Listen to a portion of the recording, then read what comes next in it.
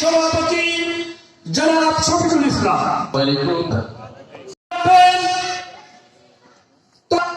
পীরগাছার ইউনিয়নের ইউনিট সভাপতি জনাব ইতিমধ্যে আমাদের মাঝে মাটি ও মানুষের সন্ত্রাসীদের কেন্দ্রীয় কার্যকরী পরিষদ সদস্য সদ্য বিদায়ী আবির রংপুর জেলার সহকারী সেক্রেটারি। সম্মান করি, স্বাধীনতার জন্য যারা ত্যাগ স্বীকার করেছেন আমরা তাদেরকে সবসময় সম্মান করি, কিন্তু যারা এই সাইনবোর্ডকে নিয়ে সাধারণ মানুষের উপরে জুলুম করেছে আমরা তাদেরকে ধিক্কার জানাই, ঘৃণা করি।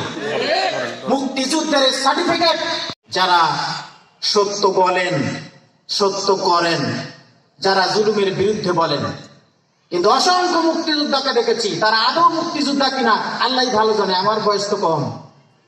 প্রকৃত মুক্তিযোদ্ধা কখনো অন্যায়ের সাথে আপোষ করতে পারে না, কিন্তু আমরা দেখেছি কিছু মুক্তিযোদ্ধা যারা দালালি করেছেন, যার কারণে আজকে তাদের নির্মম পরিণতি, তাদের শিক্ষা নেওয়া উচিত।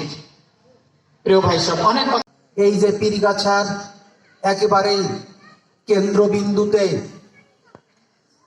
আমরা এরকম একটি কর্মী এবং সুধী সমাবেশ করতে পারছি, এটি 5ই আগস্টের আগে কোনোভাবেই সম্ভব ছিল না।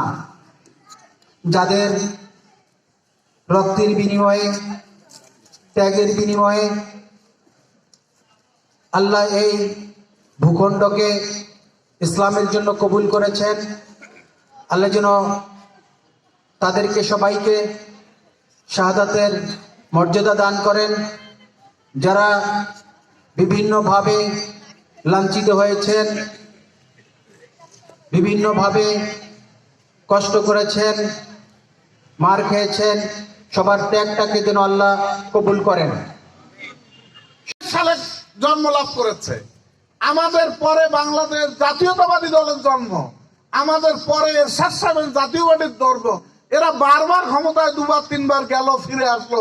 আমরা 84 বছর বয়স আমরা যাইতে পারলাম না কেন?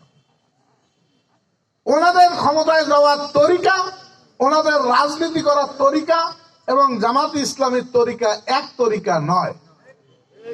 সুতরাং তারা বারবার ক্ষমতায় গিয়ে ফিরে এসেছে, অপমান হয়েছে, আমাদেরকে যে যে রাস্তাগুলো দেখাইছে এখন আল্লাহ ওদেরকে ওই রাস্তাই দেখাচ্ছে।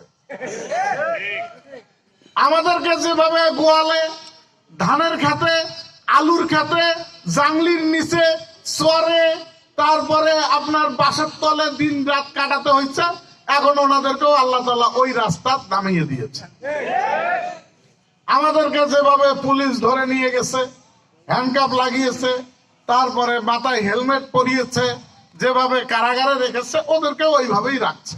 এমন একটি প্রিয় মাতৃভূমি দেখতে চাই, বয়স্ক ভাতা, বিধবা ভাতা দিতে গিয়ে কোনো উৎকোচ দিতে হবে না। আমরা এমন একটি প্রিয় মাতৃভূমি দেখতে চাই, শিক্ষা ভবন, সাব রেজিস্ট্রার, ভূমি অফিস, পাসপোর্ট অফিস, কোথাও ঘুষ দিতে হবে না। সম্মানিত উপস্থিতি, এমন একটি বাংলাদেশে সব দক্ষ দেশপ্রেমী নাগরিক তৈরির কারখানা বাংলাদেশ জামাতি ইসলাম। সম্মানিত উপস্থিতি, এ পর্যায়ে আপনাদের সম্মুখে জুলাই এবং আগস্টের বৈষম্য বিরোধী আন্দোলনের মাধ্যমে বাংলাদেশের মানুষের ঘাড়ে চেপে বসা জগদ্দল পাথরকে অপসারিত করে আমাদের জন্য মুক্ত ময়দানে একটি সুন্দর আয়োজন করার সুযোগ দিয়েছেন। আমরা সেই মহান রবের দরবারে শুকরিয়া জ্ঞাপন করছি, বলি আলহামদুলিল্লাহ।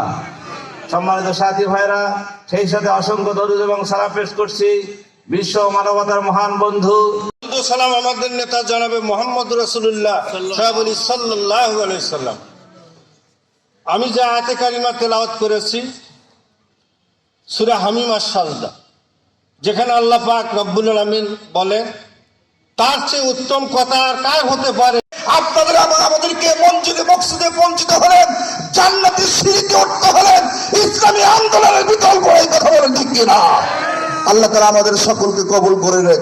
আসসালামু আলাইকুম। রাসূলের প্রতি দরুদ পড়ছি সাল্লাল্লাহু আলাইহি ওয়াসাল্লাম। জুলাই আগস্টের শাহাদাত বরণকারী প্রিয় ভাইরা সহ এদেশের ইসলাম, দেশ, মানবতা ও স্বাধীনতা সার্বভৌমত্ব রক্ষায় যারা জীবন দিয়েছে, সকলের প্রতি আল্লাহ রাব্বুল আলামিনের কাছে দোয়া কামনা করছি, আল্লাহ যেন তাদের শাহাদাতের সর্বোচ্চ মর্যাদা দান করেন, আমিন। প্রিয় ভাইয়েরা আমার, আপনারা জানেন বিগত দীর্ঘ সময় আমি নামক ভারতের দাবেদার এই সরকার বাংলাদেশের মানুষের উপর এক জগদ্দল পাথরের ন্যায় মানুষের বুকে চেপে বসেছিল।